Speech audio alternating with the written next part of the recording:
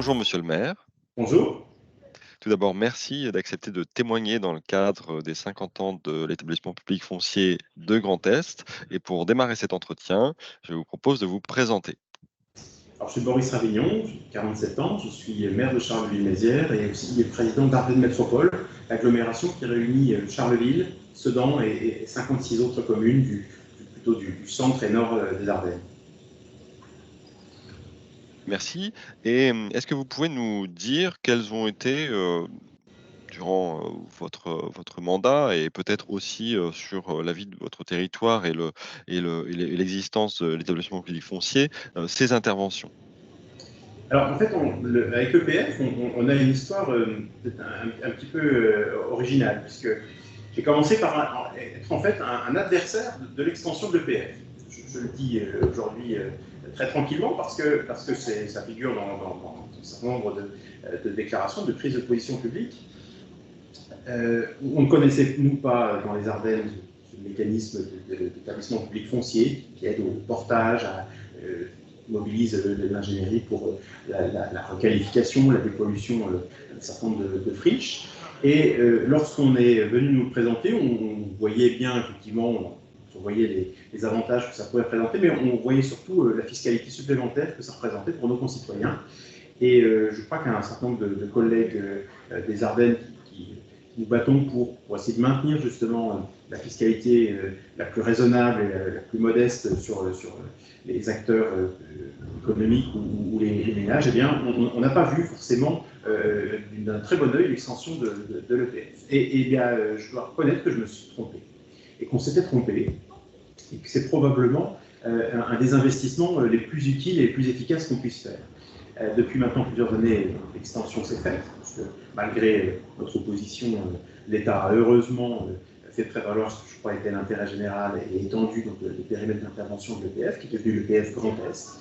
Et il est aujourd'hui notre principal partenaire sur la requalification de certain nombre de friches. On est un territoire qui a connu des mutations industrielles extrêmement importantes et qui aujourd'hui veut se réindustrialiser, mais sans naturellement être dans une consommation excessive de foncier nouveau, et donc pour reconstruire la ville sur la ville, ou les zones d'activité sur les zones d'activité.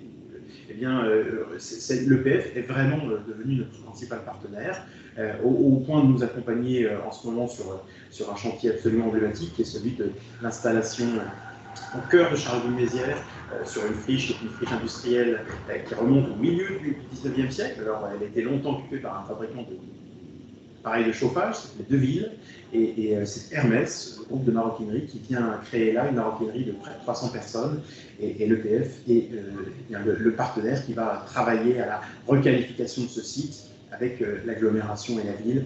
Et donc, ils sont pour nous les partenaires d'une des opérations économiques les plus importantes, parce qu'au-delà du nombre des emplois, c'est aussi une question de forme un peu de revanche industrielle de notre territoire, de réindustrialisation, de retour de l'industrie au cœur de notre ville, ce qui naturellement suscite beaucoup d'enthousiasme.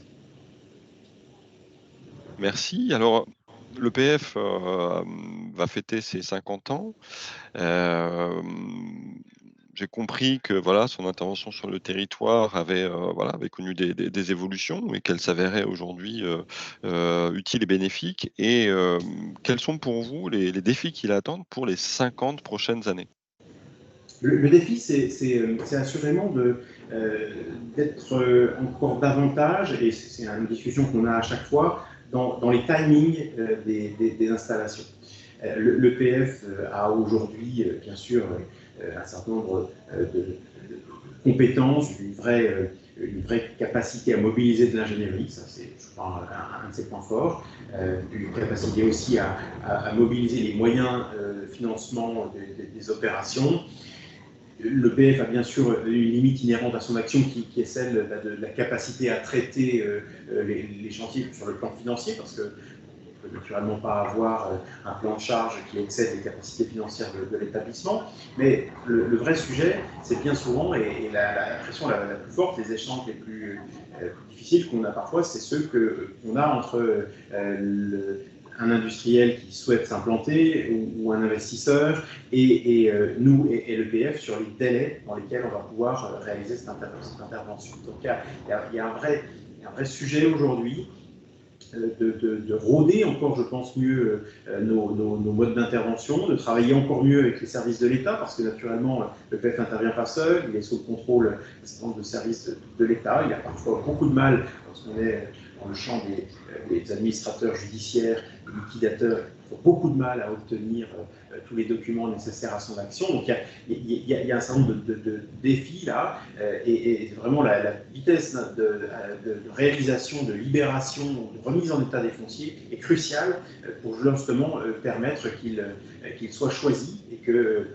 justement entre un foncier bien placé en Grand Est mais qu'il faut requalifier ou dépolluer et un greenfield ailleurs sur le territoire, eh bien, le match soit résolument en faveur de la requalification des friches. Donc ça, c'est un combat que nous menons aux côtés de l'EPF, et on doit tous faire encore un effort collectif pour être plus dans le timing économique.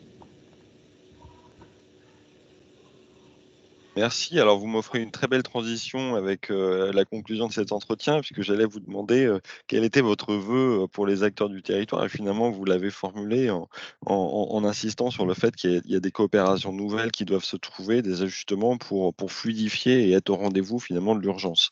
Mais est-ce qu'au-delà de ce vœu, vous en auriez d'autres, Oui, voilà, à l'adresse donc des acteurs du territoire? J'ai trois vœux. La réindustrialisation, la réindustrialisation, la réindustrialisation.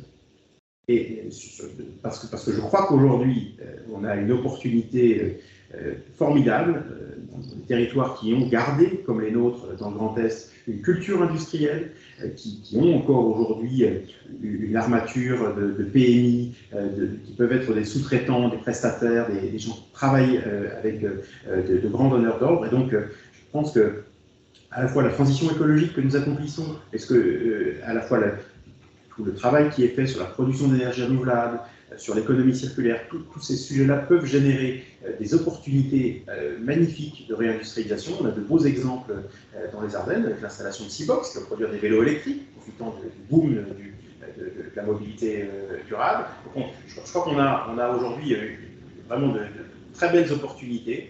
Et ces opportunités, eh bien, elles ont un point commun, c'est qu'elles passent généralement par la requalification, le fait que nous puissions recycler, soyons dans un urbanisme circulaire, pour recycler effectivement des fonciers économiques et industriels. Et donc, les vœux que je forme pour notre territoire, ceux de réindustrialisation, eh bien, passent résolument par l'EPF.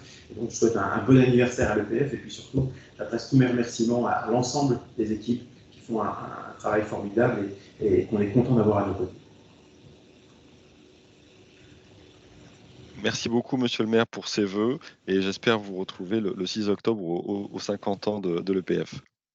Je ferai tout ce qui est possible pour y être.